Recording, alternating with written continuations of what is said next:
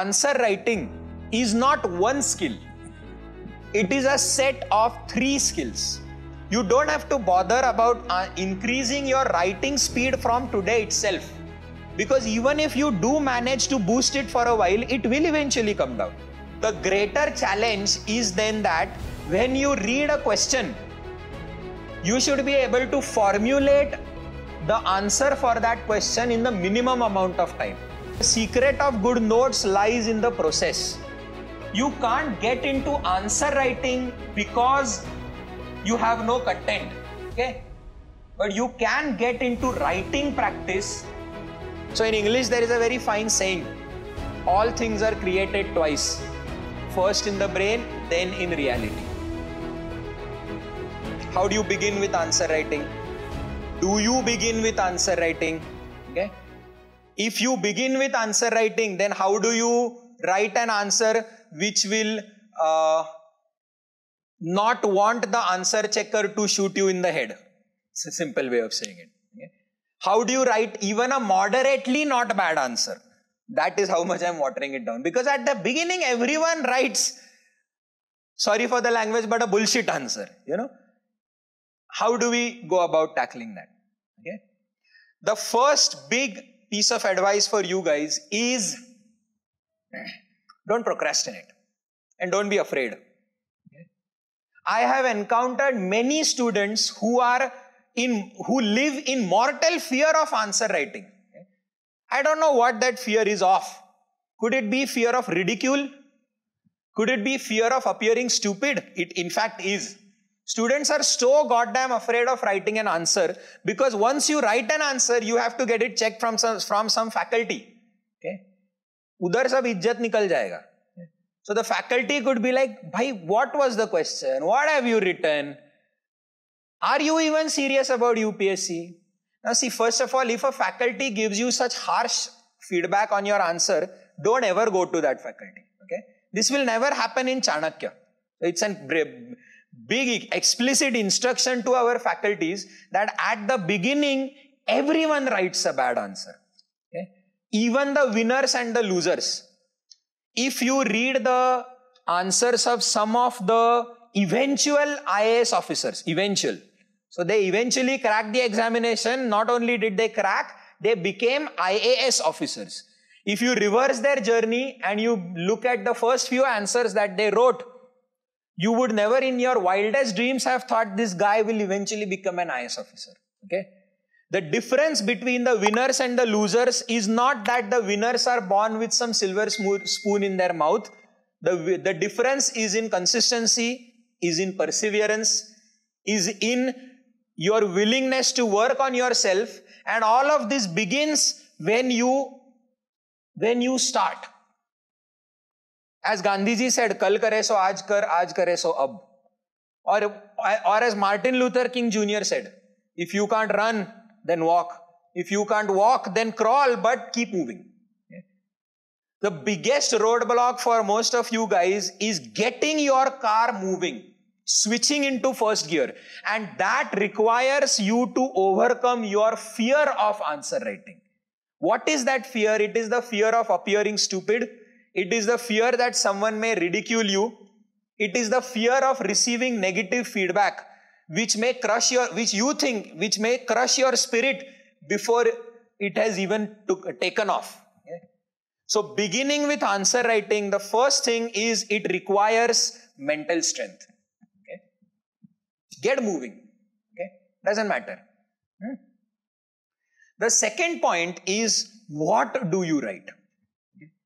Because as I'm discussing this with students, even most of your expressions, you're telling me that most of the students, they agree with this in principle. Okay? Translating that into action is a whole different ballgame. That takes guts.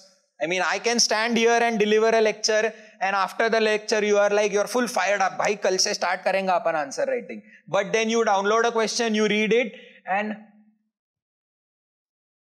jaan de bhai, aaj nahi likhenge. You keep your pen aside and okay, answer writing starts tomorrow, next Monday. Okay? This approach of answer writing is starting a diet. Okay? This one packet of chips will do. Next Monday se start karenge. That next Monday never comes. Okay? So kal kare so aaj kare so ab. Okay? But even if you have that strength of character, that perseverance, that diligence, that mental strength to begin answer writing, your next problem is you don't have any content. Okay?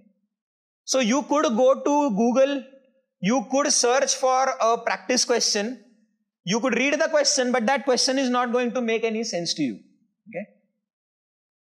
Aga picha nahi samjhega. For that question. Okay? Now, does this mean you are stupid? No, it just means you haven't studied. Okay? If, again, as I told you the distinction at the start, the difference between study and practice. Unless you have a good grip on study, you are not going to be able to go into practice. Okay? Answer writing comes under the heading of practice. But does that mean that unless and until you are pretty damn well with your entire study section, that you go on to answer writing? No, that's a very wrong conclusion to draw. I am not saying that you don't even touch your pen and paper for answer writing until you have completed your studies. That is a very wrong way to go about it. Okay? What I am telling you is that, and this sentence is very careful, so I'll slow it down, 0.25x. Okay? Understand the difference between answer writing and writing practice. It's not the same. Okay? I'll repeat. Understand the difference between answer writing and writing practice. Majority students, because of their fear of answer writing, they do not even bother getting into writing practice. And that's the biggest mistake. That's the mistake that I'm telling you to avoid. The big don't that we are discussing, right? What's the difference between answer writing and writing practice? Okay? When you are practicing answer writing, the format is question and answer. So you are given a question and you have to write the answer. Okay? But understand one thing, and for this part, I need the help of the board. Whichever color is here. Okay. What we actually call as answer writing, majority students, you think it is just one skill. It's not. Okay. It is actually a bunch of 3 skills. So what goes into answer writing is 3 sets of skills. So it's like, I was a professional cricket player, okay? And anyone who is not familiar with cricket, or for that matter, whichever sport, I see Jnanada has joined us today, so it could be your tennis, okay? But for this is true for any sport. For cricket, the lay person seems to think that batting is an entire skill in itself. It's not. Cricket batting consists of different sets of skills. So any person, when he is taught batting, he is first of all taught what is the correct stance. Okay? Then there is something called a shadow practice. Front foot, back foot, defense, 1, 2, 3, 4. Okay? Then a good coach will take you to the hanging ball. You are not even first of all taken to the nets. Okay? What you are doing is you are building muscle memory. This is called automaticity. Okay? Your body should be able to go about those movements without consciously having to think about them. So you go over to the hanging ball. Okay? And then once you are pretty drilled in with shadow practice and hanging ball, that is when you make the transition over into net practice. Okay? Even within net practice, a good coach will instruct you to play defensive. You have to first master the front foot and back foot defense. Only then can you get into the straight drive, cover drive, square cut, flick, the dil scoop and whatnot shots that are being invented these days. Okay, you cannot short circuit this process and on the first day itself put your bat pad on, go into the nets and then practice those tricky shots. Nahi hoga. Okay, like in any sport. Okay. Maybe in tennis, Putting across a good service is not one skill. It is a whole bunch of skills. How you throw the ball, how you bend your body back, how your eyes body balance is maintained. And cricket batting is not one skill. It is a whole set of skills. Okay? Similarly, answer writing is not one skill. It is a set of 3 skills. And those 3 skills are, the first one is speed. Okay. The second one is power of expression. And the third one is the editorial brain. Now, these are words that I have come up with, so you are under no compulsion to follow these. But let me explain to you what I mean. Answer writing is not only about increasing your words per minute. This is the biggest mistake that many students make. When you get into answer writing, you are so damn focused on writing the maximum quantity in the minimum amount of time. Actually, you know, that is the easiest part of answer writing. Okay? And there is no point trying to increase your writing speed from today itself, because for your main examination, you have to write 4,000 words in 180 minutes. And no one can sustain that speed of writing across their lifetime. So what usually happens is that in the 2 or 3 month gap in between your prelims and mains, that is the exact period when you should be focusing on increasing your speed. Okay? And literally for only those 2 or 3 months, you have to put your fingers on steroids. And like, you know, nitro boost car kar kote hai, steroid injection, वैसे for only those 2 or 3 months, you have to get used to the fact that after you are done writing, your fingers are going to be black and blue. Okay? The pen is going to have left its mark on your skin. वो सब होने वाला है.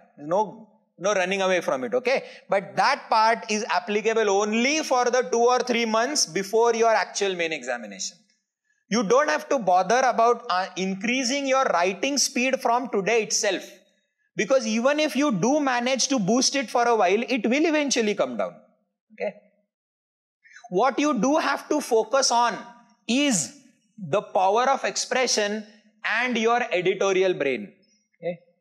So, consider what happens. As someone who has given mains, I can tell you that 4,000 words in 180 minutes translates to 250 words in 11 minutes and 150 words in 7 minutes. So, to write a 15 marker 250 word question, you have 11 minutes. And to write a 10 marker 150 word answer, you have 7 minutes. It's basic ratio proportion. 4,000 divided by 180 translated into 150 or 250 words. Okay. Now, a simple Google search will tell you that the average human's writing speed for English language is about 30 words per minute. Average. Okay, this is not, we are not even talking about our fingers being on steroids. Comfortable writing speed is 30 words per minute, you know. But what does this mean? Ideally, in 7 minutes, you should be able to write 7 3s are 21, 210 words. And in 11 minutes, you should be able to write 330 words as against the requirement of 150 and 250. Okay. On paper, this should be a piece of cake, but it's not. Why not? Okay. The answer is that in these 7 and 11 minutes, you are not spending every second with your pen on the paper. Okay. These 7 and 11 minutes are divided into 2 phases. The first phase is the thinking phase. The second phase is the writing phase. And it is only in the second phase, when your pen has actually touched the paper and you are pouring out your thoughts onto the page, that your writing speed comes into play. Okay? But the greater challenge is then that when you read a question, you should be able to formulate the answer for that question in the minimum amount of time. Because only then are you leaving maximum amount of time to actually write the answer. Okay? So suppose you, for a 10 marker question, you have 7 minutes.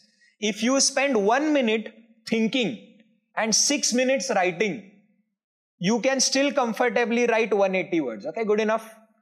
You bring that suddenly down to 2 minutes of thinking and 5 minutes of writing, you are suddenly stretched for time.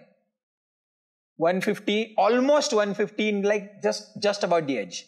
Okay, and you go over 2 minutes required to think, and you are in trouble.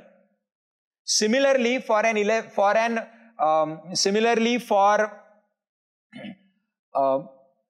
250 11-minute question, you are permitted a maximum of 3 minutes of thinking followed by 8 minutes of writing at comfort levels. If you exceed that, then you either have to compensate by writing less or by putting your fingers on steroids. Okay? But then I hope you understand that the greater challenge in actually practicing answer writing is not in increasing your speed of writing, it is in increasing your speed of thinking. And it is exactly this particular element that we never actually practice. Okay?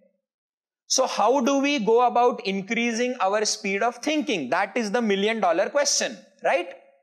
Speed of thinking.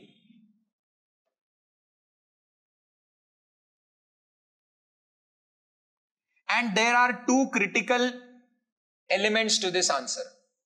Okay? The first one is plain and simple study. Increasing your speed of thought is a natural byproduct of the process of study.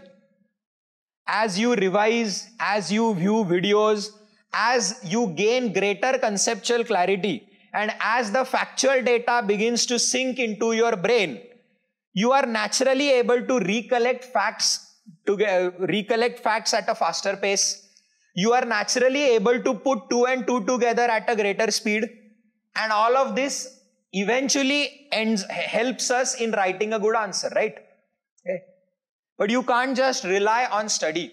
This second element is the greatest part, is the biggest important thing. Okay?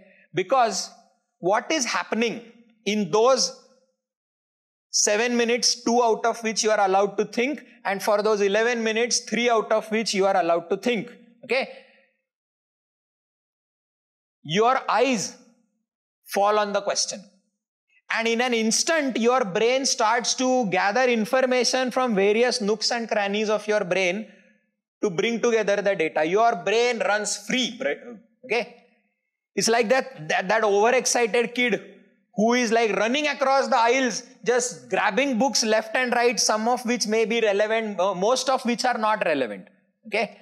And he just dumps it all in front of you. Then the next part is that you have to choose which points are the relevant ones, which points are the irrelevant ones. So the moment you read the question, your brain is flooded with thoughts, relevant and irrelevant. Okay? The next part is that you have to separate the wheat from the chaff. You have to separate what is relevant from what is irrelevant. Okay? The next part then is that you have to arrange all of this in a logical sequence.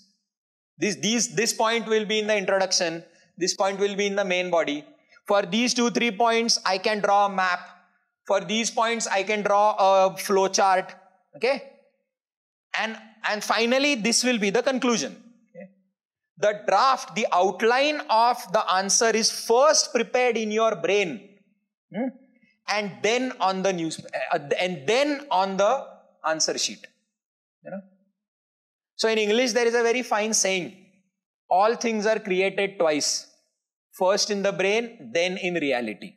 And the quicker that you can create your answer in your brain, the greater advantage you have in creating it on the answer sheet. The problem is, most of us never ever bother practicing the art of creating an answer in our brain.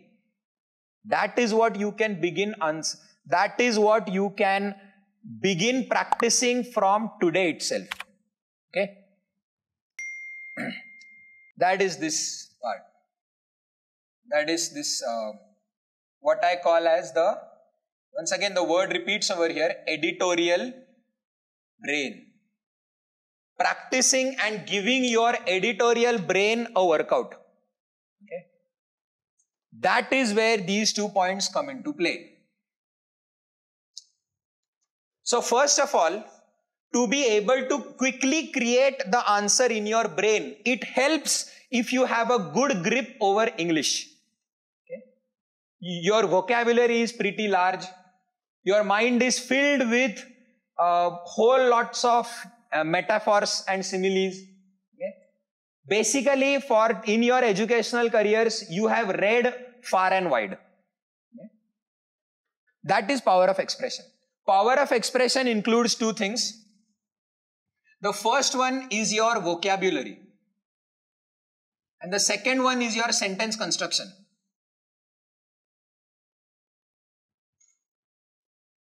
What words do you choose and how you string those words together to make meaningful sentences? Okay?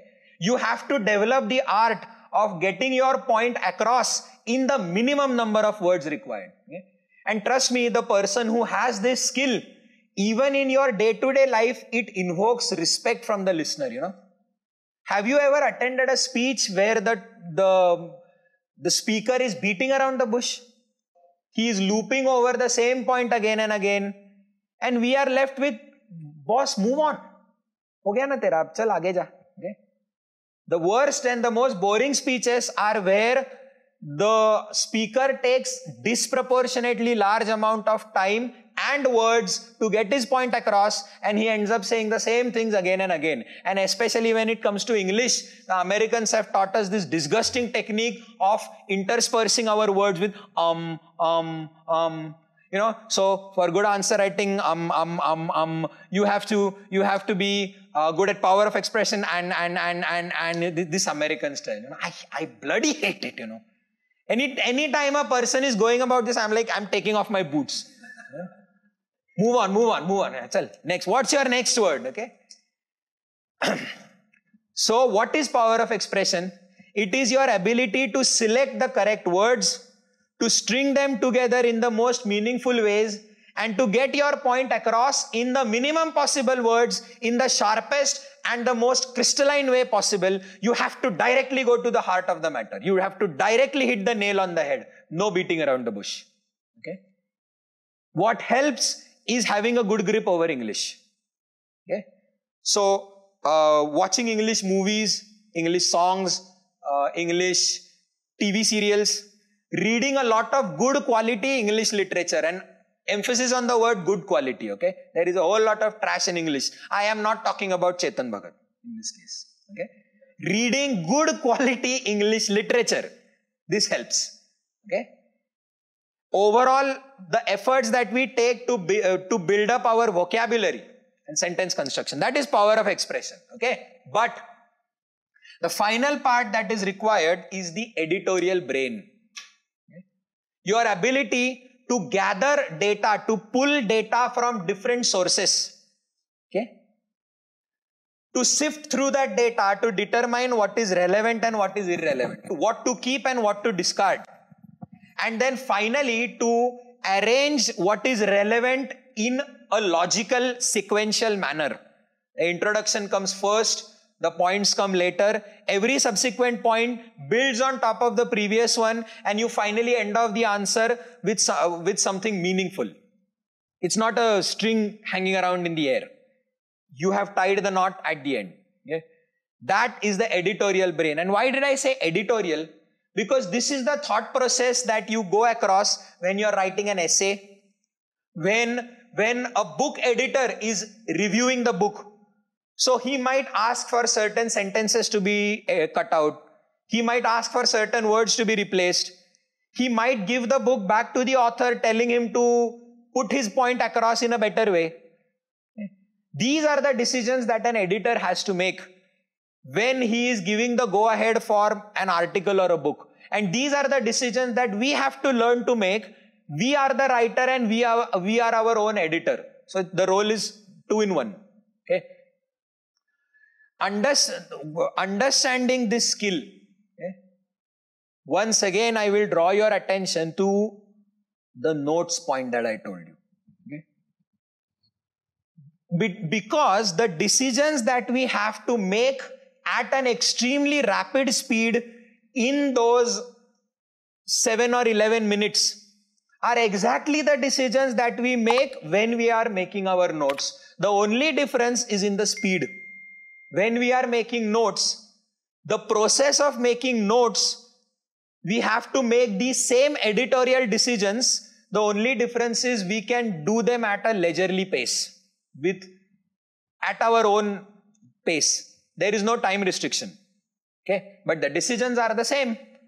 And I hope now you will understand the advice that I gave you earlier, that the secret of good notes lies in the process.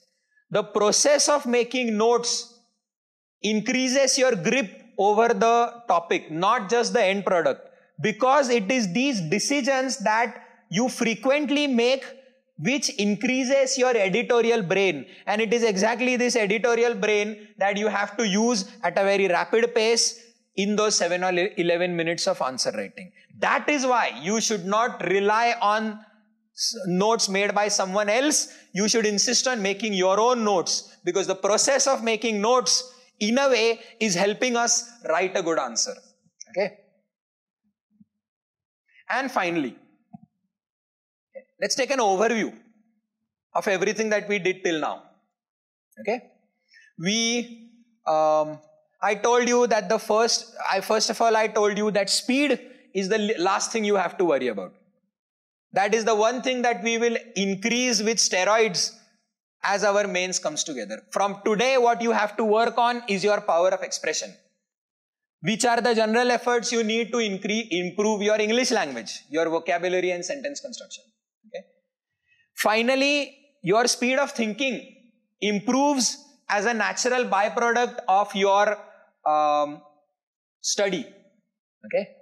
What we consciously have to take efforts on is our editorial brain. And one way of doing that is the very process of making notes itself.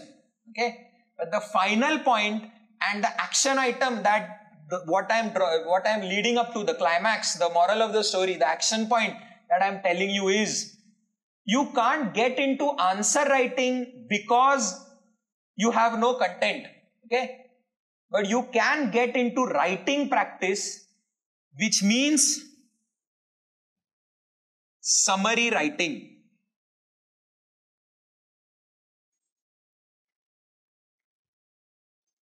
And this is what I am leading up to. Summary writing. Every day, when you open that day's newspaper, just pick any editorial. Any random editorial will do. Okay? Read that editorial and then write a summary in your own words. But here are the few crucial points. Your summary should be maximum 250 words. I don't care how long the editorial is. Your summary should fit within 250 words. Because that is the genius required, you know. For UPSC answers, sometimes if you take a look at the scope of that question, it demands a 1,000-word essay. To truly do justice to that question, you would require a 1,000-word essay, but you don't have 1,000 words. You have only 250 words. That is why crisp and sharp sentence construction is necessary. So I don't care how long the editorial is. You have to write the summary in 250 words. Okay? Second point, all the points within the editorial should be included in your summary. So you are not allowed to you are not allowed to address only 50% of the editorial. Whatever is written in the editorial should once again appear in your summary. That's point number 2. Okay? Point number 3 is, and this is the most crucial part, your summary should be in your own words. Never copy sentences or words that the author has written. Okay? What this process does is that it forces you to work on these two elements. Okay? Because you are adamant on using your own words and your own sentences, what naturally happens is our mind will gravitate towards the words and the phrases and the sentences that the author has already used. You have to resist this tendency. You have to be adamant that I will write this point in my own language, because it is only then that your brain will tap into your own vocabulary and your brain will learn the art of stringing together beautiful words to create beautiful sentences. That is how you are improving your power of expression. Okay? And finally, because you are forcing yourself to write a summary in only 250 words, you will learn the art of compression.